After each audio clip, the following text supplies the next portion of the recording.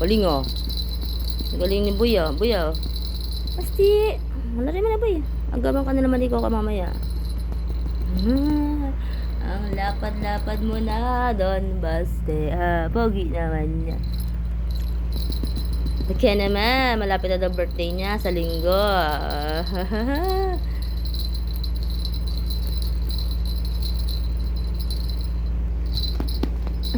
Ala. Bida-bida, oh, yung dalawang audience impact niya, oh. Kaka! Daphne! Golden girl! Diyos ko, nonchalant. Ayaw talaga niya maglaro. Kaka! Treats, Kaka! Treats! Alam mo yung treats? Eh, ang ganda. I love you! Nakindat ka pa, Daya. Daphne, come! Diyos ko, nag-stretch. Stretch yarn. Lapad mo na, girl, oh. Siyempre, ito yung bida-bida sa lahat. Yung pinakabata. 9 months old. Oh, diba? Ang laki-laki niya noon. Para mas malaki pa siya kay Daphne. Ay, kuya. Up. Up, kuya. Up. Oh. Dalawa na sila.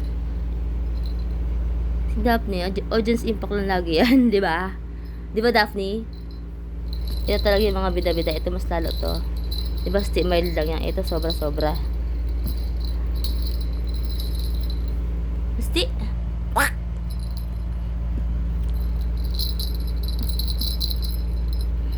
Kinagat niya na. Yung daga, wag yung daga kung ibibigay sa kanila. Lalo kay ko. Kasi no-obsess ako daga eh. Binabantay niya yung daga eh.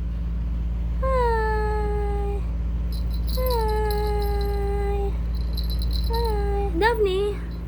Oh, ang ganda naman yan. Lapakalapad mo na, girl. Ayan, nabitawan. Hi, kuya. So, pogi naman yan. Hi, Kaka. Hi, Kaka. Pogi, 5 years old. 9 months old. Ito naman, mag 2 years old. Diba? Ampun pa more. Wala na. Hindi na gumalaw si Coco. Maglaro ba? Kuya. Si kuya naman. Ayun na naman siya. Bida-bida. Ay kuya, si kuya. Ayaw ng bitawan, boy.